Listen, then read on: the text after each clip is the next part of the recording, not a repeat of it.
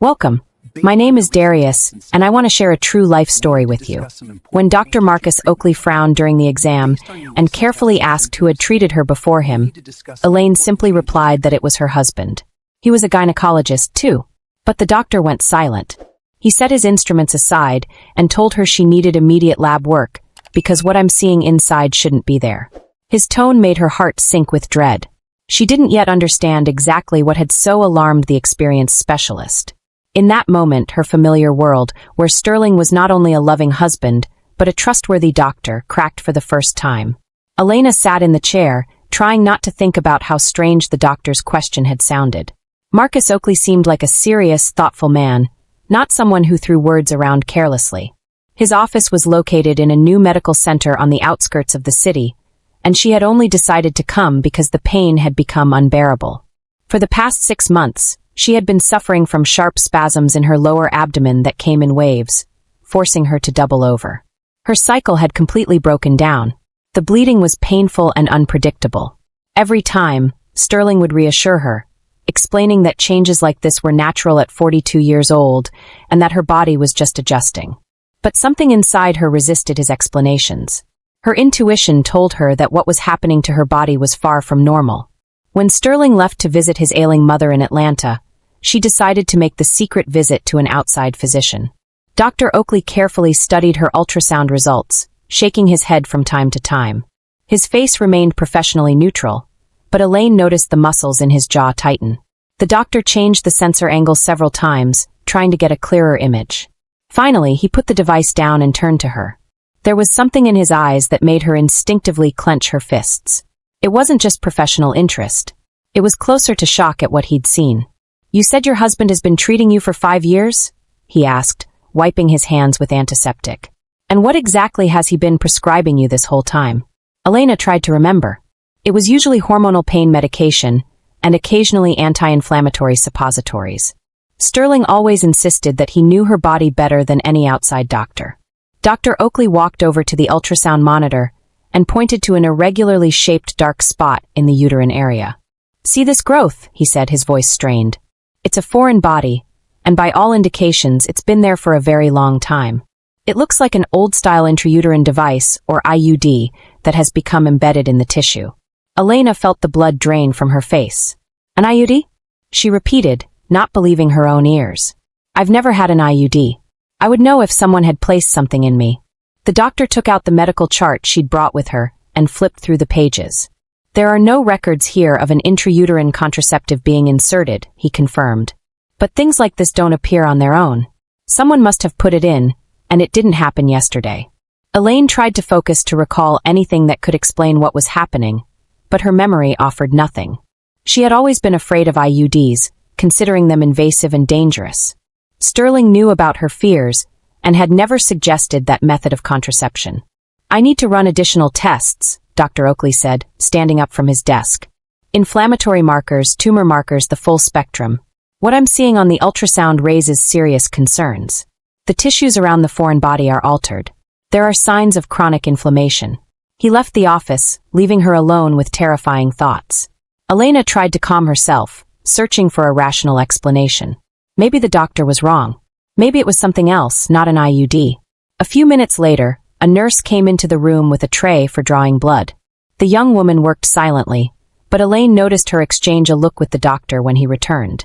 There was a silent dialogue between them, full of professional anxiety.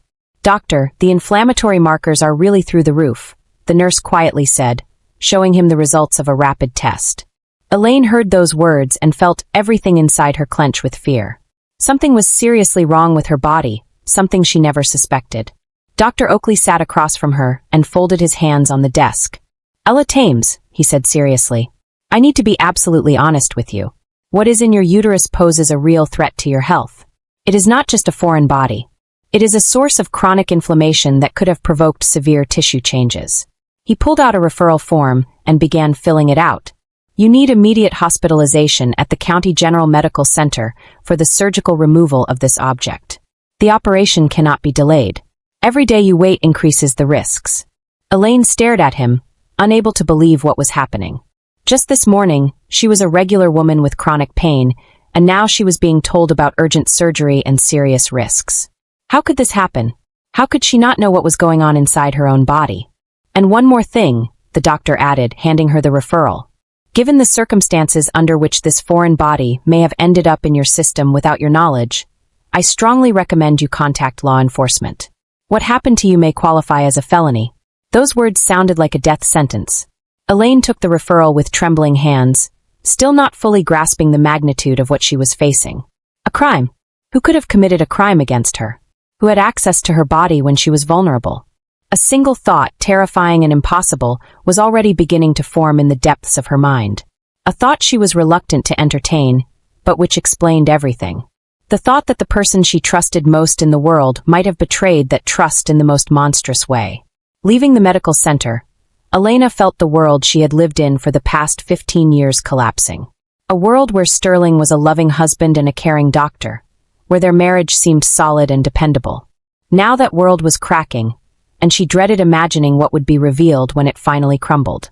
The operating room at the County General Medical Center was flooded with bright light.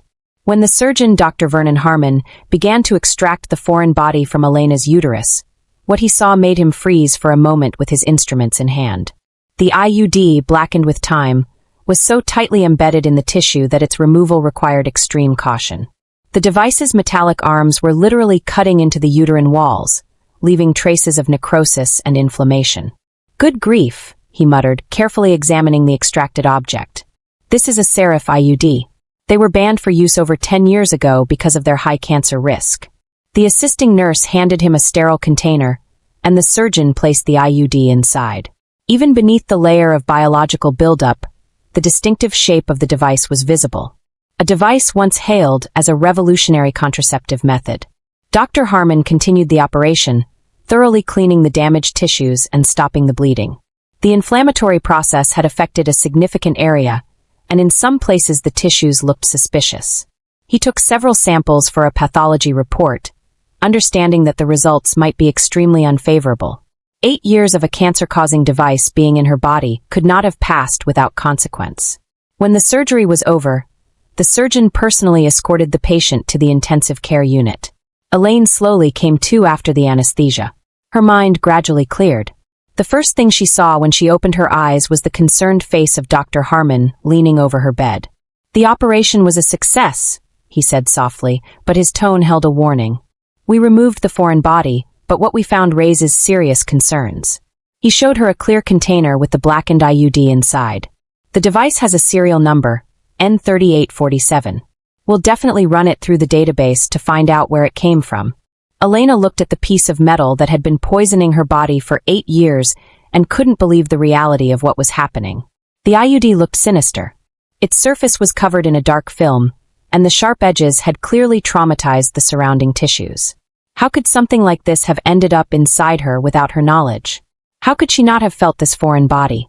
Dr. Harmon explained that old-style devices were often inserted without adequate pain relief, and patients might not remember the procedure, especially if it was performed under general anesthesia during another surgery. But the main concern was not the IUD's presence itself, but the consequences of its prolonged existence in her body. The Serif IUD was taken off the market precisely because of its ability to cause malignant tumors. A few hours later, a woman in a severe suit entered the room and introduced herself as Detective Nia Blunt. She took out a recorder and a notebook, settling into a chair beside the bed. Her appearance meant the case had gained official status, that what happened was being treated as a possible crime. "Alan Thames," the detective began, "I need to ask you a few questions about how this device might have ended up in your body. Did your husband have access to your medical chart? When was the last time you were under general anesthesia?"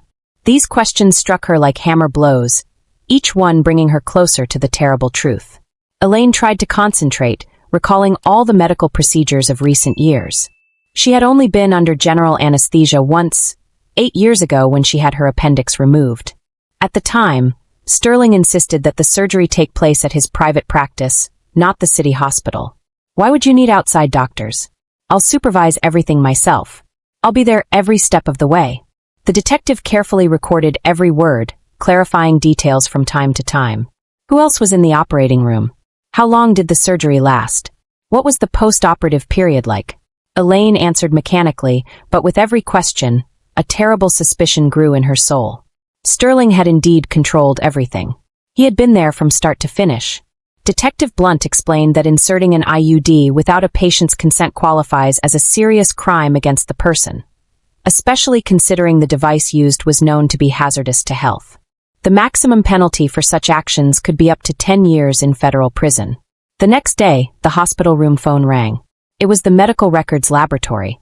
The voice on the line sounded official and dry, but the information was like an electric shock.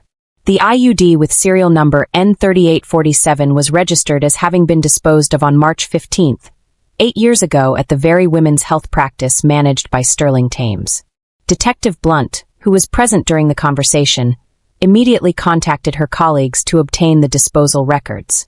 Elaine lay in bed, feeling the last hope that this was all a terrible misunderstanding crumble.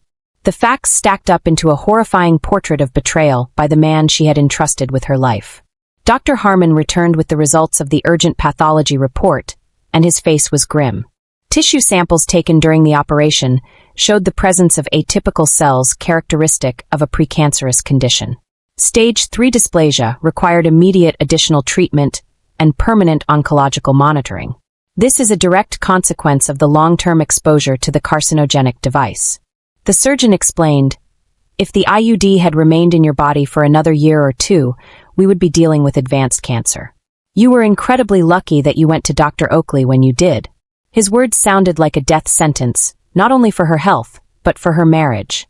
Elaine asked for her phone to call Sterling and tell him what had happened. But when she dialed his number, an unfamiliar woman answered. "Hello, who is this?" A woman's voice asked with a slight irritation.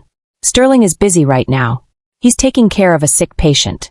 Elena silently hung up, realizing her husband's deceit stretched far wider than she could have imagined. Detective Blunt received copies of the documents from Sterling's practice via fax. According to the medical device disposal log, IUD N3847 had been written off as defective and subject to destruction. The signature next to the entry belonged personally to the practice manager. But instead of being destroyed, the device had been used for the secret sterilization of his own wife. Detective Blunt explained to Alina that they now had enough evidence to open a criminal case. Witness testimonies, medical records, expert analysis results, everything pointed to the deliberate actions of Sterling Temps. All that remained was to obtain his confession or find additional clues confirming the motive for the crime. Alina lay in the hospital room staring at the ceiling and trying to grasp the scale of the betrayal. The man she had lived with for 15 years, whom she had entrusted with her body and soul, was capable of monstrous cruelty. He wasn't just lying to her. He was methodically destroying her health, depriving her of the ability to have children, and exposing her to the risk of cancer. But the most horrifying realization was that all this time, Sterling had been playing the role of a loving husband and doctor. He comforted her when she complained of pain, prescribed treatment that couldn't possibly help, knowing perfectly well the true cause of her suffering. Every consolation, every explanation about age-related changes was a cynical lie. Now she had to fight not only for her health, but also find the strength to confront the man who had been the center of her world for so long. Ahead lay the court, the investigation, the need to prove what seemed incredible even to herself. But most importantly, she had to find the answer to the question that tormented her the most. Why did Sterling do this? What compelled him to commit such a crime against his loving wife? If you like this video, please give it a thumbs up so YouTube knows you're interested in stories like this and recommends more quality narratives. Discharged from the hospital on the third day after surgery, Eileen headed straight to the women's health practice where Sterling worked. Detective Blunt had given her special permission to examine her husband's office as part of the investigation. The security guard reluctantly let her in, constantly glancing at his phone, as if debating whether to warn the manager about his wife's visit. Everything in Sterling's office was familiar down to the smallest detail. The massive oak desk, the leather chair, the framed diplomas on the walls, the photograph of their trip to Hawaii. But now, this familiar setting seemed like a backdrop concealing a monstrous secret. Elaine walked over to the safe, whose code she knew by heart. It was their wedding date. Inside the safe were documents Sterling considered especially important. Among them, she found a thick folder containing medical device logs from the past 10 years. Her hands trembled as she flipped through the pages, looking for the entry from March 15th, 8 years ago. And there it was, the entry about the disposal of IUDN 3847, next to which was Sterling's sprawling signature. The office door quietly opened, and a young woman in a white coat appeared in the doorway. Elaine recognized her. It was Oliva Ree, one of the clinic's nurses, always cheerful and efficient. But now Oliva's face showed confusion and fear at the sight of the manager's wife holding the documents. Ella Thames, Oliva said uncertainly. What are you doing here? Dr. Thames said you were in the hospital after surgery. The nurse was holding something that she tried to hide behind her back, but Elena managed to catch a glimpse of the distinctive packaging of a pregnancy test. I've already been discharged, Elena replied, carefully studying the young woman's face. Oliva looked distressed. Her cheeks were flushed and her eyes darted around. What is that in your hand? Elena asked, though she already guessed the answer. The nurse became even more flustered and pressed the test to her chest. It's personal, Oliva mumbled, but her voice sounded unconvincing. Elena noticed a gold ring with a small diamond sparkling on the ring finger of her right hand. The ring was strikingly similar to her own wedding ring which Sterling had given her 15 years ago. That's a beautiful ring, Elaine commented, pointing to the nurse's hand. Where did you buy something like that? Oliva instinctively hid her hand behind her back, but it was too late. It was a gift from my sweetheart, she replied quietly, and a note of defiance entered her voice, as if she were protecting something very dear. Elaine felt everything inside her tighten with the premonition of new revelations. Did Sterling's betrayal stretch even further than she could have imagined? Did he have a mistress besides the secret sterilization to whom he gave the exact same rings he gave his wife? Oliver tried to leave the office, but in the hallway, an older woman with a noticeably rounded belly called out to her. Elaine recognized her as Marina Vance, a longtime patient of the clinic who had been monitored there for years. The woman looked tired but happy, clearly expecting a child at a mature age. Oliva, thank you so much, the pregnant woman said, hugging the nurse. If it weren't for you, I don't know how we would have managed the housing for me and my kids. Dr. Thames is such a kind man. He helped with the apartment paperwork. My older ones are so happy they're going to have another little brother or sister. Elaine froze when she heard those words. It meant Sterling had children with other women, and he was helping them with housing. How many secrets was the man she considered her husband concealing? Oliva noticed Elena had overheard the conversation, and her face went white with fear. Marina Vance, not here, the nurse whispered, trying to move the pregnant woman away from the manager's office. But it was too late. Elena had heard enough to understand the scale of the deception. Sterling had not only deprived her of the ability to have children, but he was also fathering them with other women. The patient left. Oliva remained standing in the hallway, unsure what to do. Elena walked out of the office with the log book in her hands and approached the nurse. How many children does he have? She asked, looking directly into the young woman's eyes. Oliva tried to deny it, but her gaze gave everything away. I don't know what you're talking about, she mumbled, but her voice trembled with distress. Dr. Thames just helps patients. He's a good doctor. Elaine shook her head, realizing that the nurse was either deceived herself or was an accomplice in this complex game. At that moment, the security guard's phone rang. He had been watching them from his booth. Elaine heard snippets of the conversation from which she understood someone was asking the man about what was happening at the practice. Thus the guard said into the phone, "Your wife was here looking for something in your office." Oliva caught her, and they were talking about something. Elena realized she had little time left. Sterling would surely find out about her visit now and try to hide or destroy the incriminating documents. She quickly took pictures of the logbook page with the IUD disposal entry, as well as several other suspicious entries on her phone. Oliva stood nearby, clearly in a state of internal conflict. On one hand, she was loyal to Sterling. On the other, she saw his wife suffering and knew something was terribly wrong. The pregnancy test in her hand was eloquent proof that she was more than just a nurse to the practice manager. Elaine decided to take a gamble. "Is it his?" she asked, pointing to the test in Oliva's hand. The nurse didn't answer, but her silence was more telling than any words. Tears welled up in her eyes, and she pressed the test to her chest, as if shielding her future child from a cruel world. "He promised me he would divorce you," Oliva finally said, barely audible. "He told me you were sick, that you couldn't have children, that your marriage was long dead. I didn't know that he was the one who made you sick." These words served as a confession, confirming Elaine's worst fear. How many children do you have together? Elena asked, feeling her world spin with horror.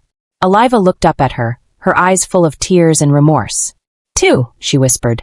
Macy, she's 5. And Isaac, he's 3. They think Daddy works in another city, which is why he rarely comes home. Elena felt the ground disappear from under her feet. It turned out that while she was suffering from the pain caused by the embedded IUD, Sterling was creating a parallel family with a young nurse. He was raising the children he had deprived her of. He played the role of a loving father to some, and an indifferent husband to another. The security guard finished his conversation and headed towards them, clearly having received instructions from Sterling. Elena Thames, he said with forced politeness. I need to ask you to leave the building. The manager said, You do not have the right to be here without his presence. Elena knew her time was up. She quickly left the practice, taking with her the document photos and the terrible knowledge of her husband's double life. In the car, she called Detective Blunt and told her what she had learned. Now, they had not only proof of a crime against her health, but also a motive explaining Sterling's actions. Detective Blunt listened carefully and promised to immediately question Oliver Ree as a witness. She also planned to obtain a warrant to search Sterling's home and workplace to seize all documents that might shed light on his criminal activity. Elaine drove home, realizing her life was utterly ruined. The man she trusted most in the world was capable of monstrous betrayal. He had not only deprived her of her health and the possibility of motherhood, but had also deceived her for years, building a family with another woman. Now she had to find the strength for a final confrontation with the man who had been the center of her world for so long. Ahead lay the court, the exposure, the need to prove what seemed unbelievable. But most importantly, she needed to learn to live again, free from illusions about the love and loyalty of the man who had betrayed her in the cruelest way. If you enjoy this story, subscribe to the channel so you don't miss new videos. The house greeted Elaine with its usual silence. But now that silence felt sinister, full of hidden secrets and lies. She walked into Sterling's home office where his personal computer sat, a machine she'd never had reason to use before. She guessed the password on the 3rd attempt. It was his mother's birthday, the person he considered most important in his life. The desktop was neatly organized. Folders contained medical documents, scientific articles, photos from conferences, but one folder with an unusual name stood out. Forever Now, which immediately caught her attention. Elena clicked on it, and her heart froze at what appeared on the screen. Inside the folder were hundreds of photos of Oliva in intimate poses, pictures of their trips together, romantic dinners and outings with small children. In one photo, Sterling was holding a girl of about 5 who looked strikingly like him. Next to her stood a younger boy, also with his characteristic features. These were the Macy and Isaac that Oliva had mentioned. But the most terrifying discovery was the correspondence that spanned over 5 years. Elena opened the message file and started reading, feeling everything inside her constrict with horror with every line. The correspondence began with ordinary work questions, but gradually moved into personal confessions and plans for the future. In one message dated 3 years prior, Sterling wrote to Oliva about his plans. Don't worry, darling. I solved the problem with Elaine once and for all. I gave her a little gift during her appendectomy. She definitely won't be having kids now, and we can be together without any more questions about heirs. Elena reread the message several times, unable to believe her own eyes. It meant Sterling had coldly planned her sterilization, discussing it with his mistress as if it were a routine work task. He hadn't just yielded to a momentary impulse during surgery. He had prepared for this crime in advance. The correspondence became even more cynical. Sterling told Oliver how he comforted his wife when she complained of pain, how he prescribed useless treatment, knowing the true cause of her suffering. He even joked about it, calling himself a brilliant doctor who had solved 2 problems at once, getting rid of the need to have children with his wife and gaining the opportunity to start a new family. In another folder, Elaine found scanned copies of bank documents that completely shattered her image of her husband. Monthly transfers to Oliva Reese for $5,000, labeled alimony for Macy and Isaac. It turned out Sterling was officially supporting 2 children by his mistress, while convincing his wife that their family budget wouldn't allow them to have children of their own. There were also documents for the purchase of an apartment in Oliva's name, insurance policies for the children, and plans for their education. Sterling had created a full-fledged parallel family into which he poured not only money, but also emotion. In the correspondence, he called Macy his princess and Isaac his heir.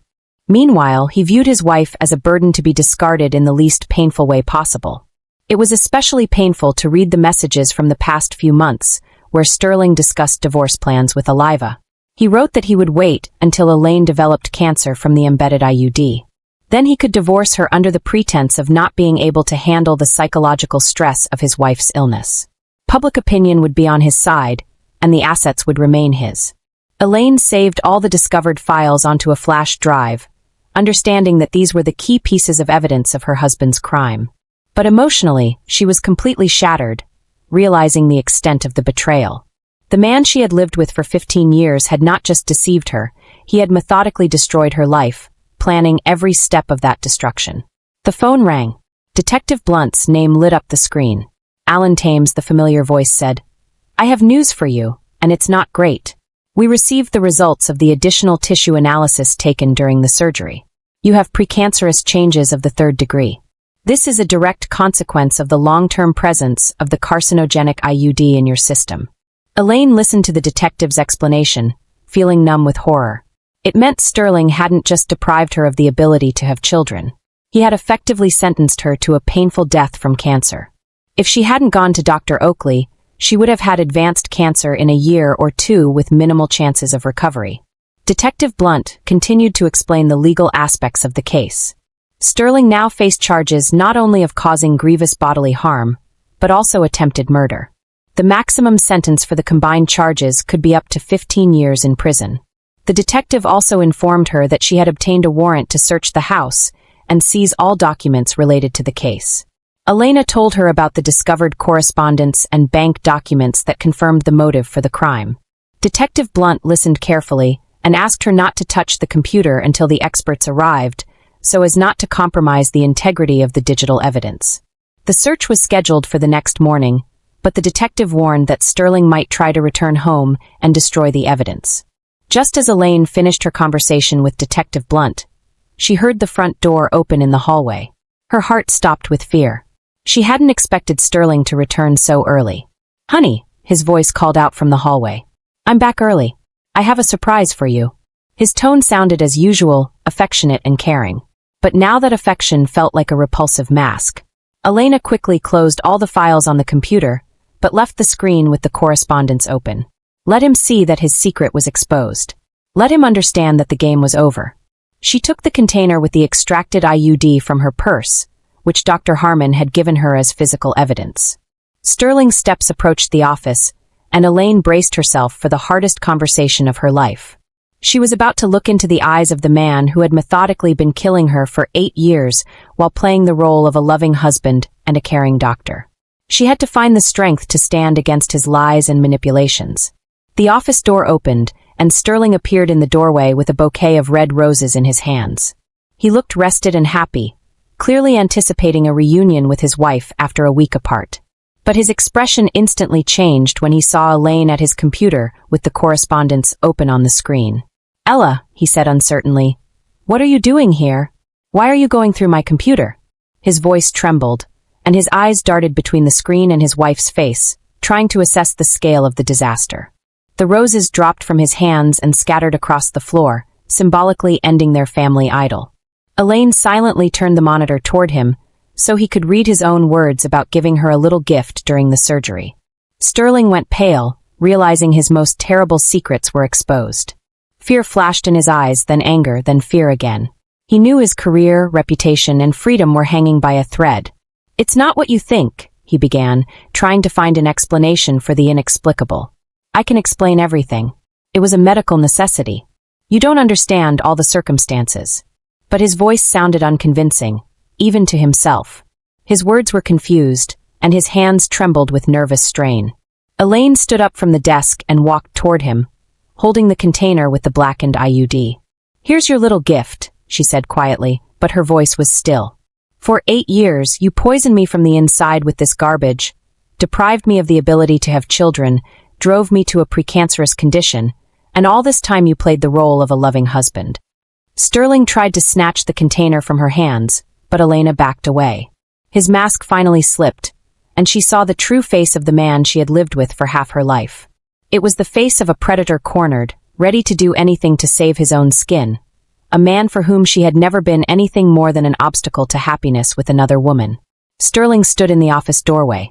His face rapidly changed expression from surprise to comprehension, from fear to despair.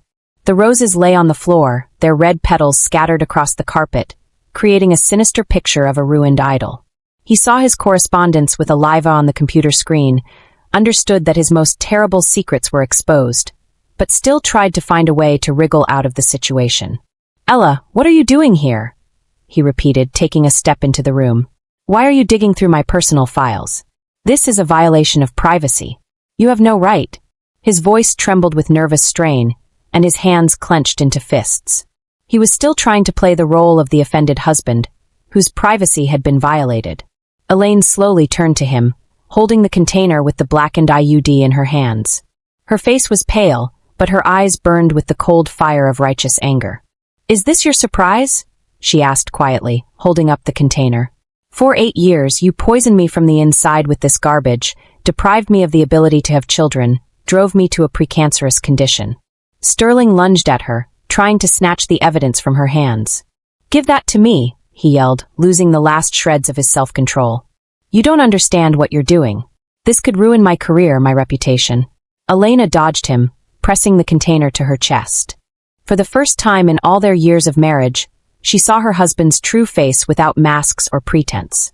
At that moment, footsteps sounded in the hallway, and Detective Blunt's voice cut through the tense silence. "Sarling Nicholas Thames," she said in an official tone, walking into the office, accompanied by 2 police officers. "You are under arrest on suspicion of causing grievous bodily harm and attempted murder. You have the right to remain silent." Sterling turned to the newcomers. His face was contorted with horror. "This is a misunderstanding," he began, trying to maintain his dignity. "I am a respected doctor, a practice manager. I have an impeccable reputation. You can't arrest me based on the delusional accusations of my mentally unstable wife." Detective Blunt pulled out handcuffs. Her face remained professionally impassive.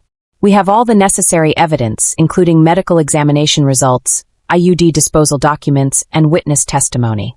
Your wife has provided us with correspondence in which you yourself confessed to the crime committed." Just then, Oliva burst into the house. Her face was streaming with tears, and she was clutching her cell phone. "Sterling," she cried. "The guard at the clinic called me and said the police arrived. What's going on?" Seeing the handcuffs in the detective's hands, she rushed to her lover, trying to shield him. "I'll tell you everything." Oliver sobbed, turning to Detective Blunt. "It was his idea, not mine. He told me his wife was infertile from birth, that they hadn't lived as husband and wife for ages. I didn't know that he made her sick himself." Her confession poured out, destroying Sterling's last hopes of salvation. Sterling pushed Oliva away and turned to Elena. A final attempt to justify his actions flashed in his eyes. "I did this for us," he said desperately. "You yourself said you weren't ready for children, that you wanted to build your career first. I just helped you avoid an unwanted pregnancy." Elaine looked at him with disgust, unable to believe this man was still trying to shift the blame onto her. "I wanted to wait a year, not become permanently infertile," she replied coldly. "You deprived me of the right to choose, sentenced me to suffering and illness, and all for her, for your children with your mistress." Detective Blunt put the handcuffs on Sterling, ignoring his protests and attempts to resist. "Oliver Ree," she addressed the weeping woman. "You need to come with us to give your statement. You are a key witness in this case." The nurse nodded, understanding that her life, too, had fundamentally changed. Sterling was led toward the exit, but he kept turning back to Elaine, trying to find a flicker of their former love in her eyes. "Ella," he pleaded, "we can fix everything. I'll find the best doctors. We'll cure you. Don't ruin our family over one mistake." His words sounded pathetic and unconvincing, even to himself. Elaine watched silently as the man she had lived with for 15 years was led away. She felt no emotion other than emptiness and relief. That man had died to her the moment she read his correspondence with his mistress. What was being led away now was only a shell inside which lurked a stranger and an enemy. Oliva lingered in the doorway. Her gaze wavered between Elena and the departing Sterling. "I truly didn't know," she whispered. "He said you were sick from birth. The doctors had forbidden you to get pregnant. I thought I was helping him find happiness with a woman who could bear him children." Elena looked at her with pity, realizing that Oliva, too, was a victim of Sterling's manipulation. "How old are you?" she asked quietly. 26, the nurse replied. Elena shook her head, realizing Sterling had seduced a very young woman when she was barely 20. He used you too, Elena said. He promised to divorce me, marry you, but in reality, he just wanted a young mistress and children on the side. If it weren't for this whole situation, he never would have left me because I provided him with stability and respectability. Oliva cried even harder, realizing the truth of Elaine's words. What will happen to my children now? She sobbed. How will I explain to them that their daddy is a criminal? How will I support them without his help? Elena felt sympathy for her despite everything that had happened. Detective Blunt returned for Oliver, patiently waiting for her to finish talking with Elena. We really need to go, the detective said gently. The sooner we process all the statements, the sooner you can get back to your children. Oliva nodded and headed toward the exit, but turned back at the door. Forgive me, she told Elena. I know my apologies won't change anything, but I truly didn't want to cause you harm. Elena nodded silently, unable to find the words to reply. Forgiveness would come later, when the pain of betrayal subsided, when she could think about this story without shuddering. The house emptied, and Elaine was left alone among the scattered roses and the fragments of her former life. She picked up a few petals, remembering how she used to be thrilled by such surprises from her husband. Now those flowers felt like a mockery. Sterling's last attempt to preserve the illusion of a normal relationship. She walked into the bedroom and began gathering his things, realizing she no longer wanted to see anything in the house that reminded her of him. Every photograph, every book, every item of clothing was saturated with lies and deception. She had to start life anew, cleansing her space of the ghosts of the past. The phone rang. Dr. Oakley's name appeared on the screen. Ella Thames, he said warmly. I heard what happened. How are you feeling? Do you need any medical assistance? His concern was genuine with no hidden motives. Thank you, she replied, feeling a warmth spread inside her in response to the human compassion. Physically, I'm okay. Emotionally, I suppose that will come with time. Dr. Oakley offered her psychological support and regular checkups to monitor her health after the IUD removal. Hanging up, Elaine went out onto the balcony and looked at the city spread out below. Somewhere in a detention center sat the man who had been slowly killing her for 8 years. Tomorrow, the trial would begin with interrogations, expert analyses, and public discussion of the most intimate details of her life. But she was ready to go through it to achieve justice and to warn other women against a similar fate. I recommend listening to these 2 stories you see on the screen. I'm sure you'll like them. And in the comments for this video, you'll find a link to a collection of the best stories from around the internet. Thank you for watching.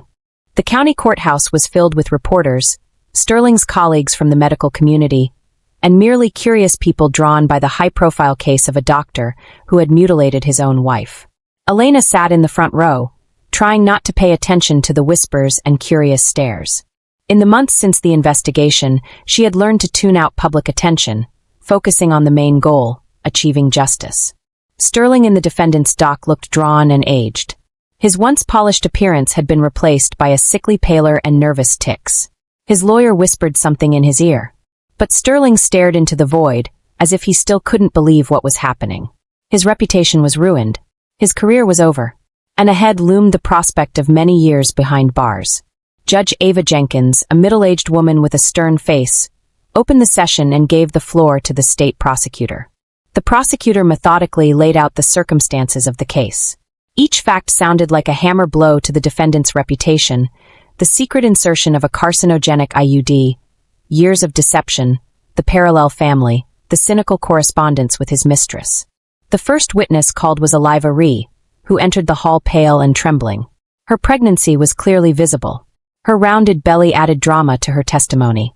She sat in the witness chair, not daring to look at Sterling, who stared at her with pleading eyes. Please tell the court about your relationship with the defendant, the prosecutor requested. Oliva spoke softly, but her words were distinctly heard in the ensuing silence. He told me his wife was infertile from birth, that doctors had forbidden her to get pregnant due to genetic abnormalities. I believed him. I thought I was helping a good man find happiness. She recounted how Sterling promised her a divorce from his wife and an official marriage. How he planned their future together with their children. He said he deliberately made his wife sick, so she wouldn't claim the assets in the divorce. Oliva confessed, and a murmur of outrage passed through the hall.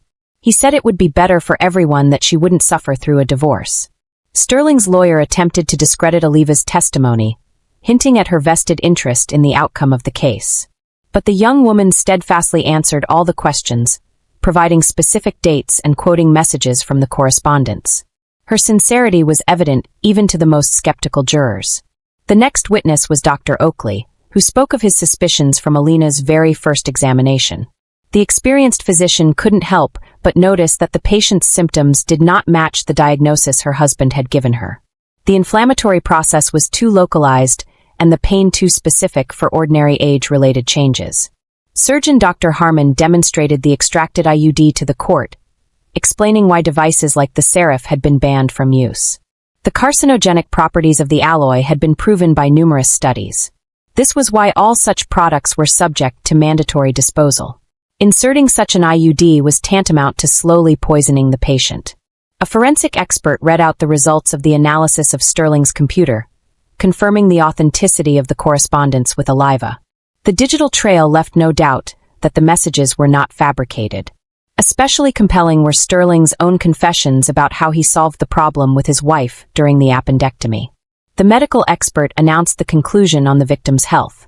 The defendant's actions led to Elaine Thames' irreversible infertility and the development of a precancerous condition, which without timely intervention would have progressed to stage 2 cancer. 8 years of a carcinogenic device being in her body caused irreparable harm to her reproductive system. When Elaine herself was given the floor, she stood up and slowly approached the podium. The courtroom fell silent. Everyone awaited her testimony. She was silent for a long time, collecting her thoughts, and then began to speak in a calm, even voice. I entrusted this man with my health, my life, my love. For 15 years, I considered him the closest person on earth. Her voice didn't tremble, but every word was filled with pain and disappointment. He used my love and trust. He used his professional knowledge as a weapon against me. For 8 years, I suffered in pain, not knowing the cause, and he comforted me, knowing that he himself was the source of my suffering. Elaine told the court how she had planned motherhood, how she dreamed of children, how she blamed herself for her infertility. Now I know I will never be a mother, she said. And for the first time, her voice cracked. He deprived me of that right. He made the decision for me, disposed of my body as if it were his own property. She spoke about the years of deception, her husband's double life, and the children he was raising with another woman while his wife suffered the consequences of his crime. The most terrible thing is not the physical pain, but the realization that the person you trust the most is capable of such cruelty. When Elaine finished her speech, there was absolute silence in the courtroom. Many women in the audience were crying, imagining themselves in her place. Even some of the jurors couldn't hold back their emotions, listening to the story of years of suffering and betrayal. Sterling's lawyer tried to present his client's actions as a medical mistake, the result of stress and professional burnout. But his argument sounded unconvincing against the backdrop of clear evidence of deliberate intent. The correspondence with his mistress left no doubt that his wife's sterilization had been meticulously planned. Sterling himself refused to testify, limiting himself to a formal acknowledgement of the factual circumstances of the case. He sat with his head down, not daring to look his former wife in the eye. His silence was more telling than any excuse. The judge retired for deliberation, which lasted several hours. When the session resumed, Judge Jenkins read the verdict in a strict official tone. Sorling Nicholas Thames is found guilty of causing grievous bodily harm, committed with particular cruelty, and is sentenced to 7 years of incarceration in a maximum security prison. Additionally, the court permanently revoked Mr. Thames' medical license and ordered him to pay Alan Thames a $500,000 compensation for moral damages. He must also reimburse all costs for the victim's treatment and rehabilitation. Sterling was led away in handcuffs. He never looked up at Elaine. His lawyer announced his intention to file an appeal, but everyone understood that with such evidence, the chances of leniency were practically nil. The medical community had already disavowed their former colleague. His name had become synonymous with professional betrayal. 1 year later, Elena stood before a mirror in an ivory-cold wedding dress that highlighted her slender but stronger figure. Regular checkups showed that the precancerous changes had been arrested. Her body was gradually recovering after the removal of the source of poisoning. Next to her stood Dr. Marcus Oakley, who over the past year had become not just a doctor, but a close friend. "Your lab work is completely normal," he said, adjusting her veil. The risk of cancer has retreated, and the inflammatory processes have ceased. Your body shows an amazing capacity for recovery. Elena smiled, feeling the warmth of hope and new love spread inside her. A small girl of about 5 appeared in the doorway in a white dress holding a basket of rose petals. "Mommy, you look so pretty," said Aaliyah, whom Elena had adopted 6 months earlier. The girl had lost her parents in a car crash, and had lived in a children's home for a long time until fate brought her to a woman who also knew loss and pain. Elena crouched down and hugged her daughter, feeling her heart fill with love for this little person. Motherhood had come to her not as she had dreamed, but it was no less real and profound. Aaliyah had called her mommy from day one, as if they had always been a family. Marcus, as she now called her future husband, offered her his arm. "It's time," he said softly. "The guests are waiting, and the minister doesn't like tardiness." Elena took his arm, feeling confidence and peace. Ahead lay a new life built on honesty, trust, and real love. Leaving the house, she turned and looked at the windows of the apartment where years of deception and suffering had passed. Now it was just a building stripped of its power over her emotions. The past was behind her, and the future promised to be bright and full of meaning. And that, friends, is my story. A journey that started in the deepest, darkest shock and ended right here in this beautiful new beginning. When I look back at those years, at the pain, the gaslighting, and the monstrous deception, it's hard not to feel that deep ache. But you know what? That pain was the fire that forced me to finally listen to that quiet voice inside. The one that told me, something is wrong. Elaine, get out. If there's one thing I want you to take away from my journey, it's this. The greatest act of love is the fierce protection of your own truth. Never silence that gut feeling, that little flicker of doubt, that intuition. It's your internal compass more reliable than any oath or wedding ring. Sterling tried to extinguish my light, my ability to choose, my health, and my chance at motherhood. But what he didn't realize is that ruin can be the soil where something real, something truly good, finally gets to grow. I lost a husband, a home, and the life I thought I had. But I found myself. I found justice. I found Marcus. And I found Aaliyah. My family wasn't destroyed. It was simply waiting to be built correctly on a foundation of honesty and genuine care. And for that, I am eternally grateful for the second chance I fought for. Life can be brutal, but it is also brilliantly, gloriously kind when you stand up for yourself. Hold on to hope. Because even after the deepest betrayal, the sun absolutely rises again. If you feel the same way I do and you enjoyed my story, show it by giving this video a like. Let's see our numbers. I'm curious, what city are you listening to me from, and at what time? Write it down in the comments. If you'd like to support me on my journey, you can send me a small donation. Thank you for listening, and for sharing your precious time with me. For more life stories like this, check out the other videos on my channel and subscribe. There are 2 new life stories on the screen that I'm sure will interest you. Click one to start listening right away. With love.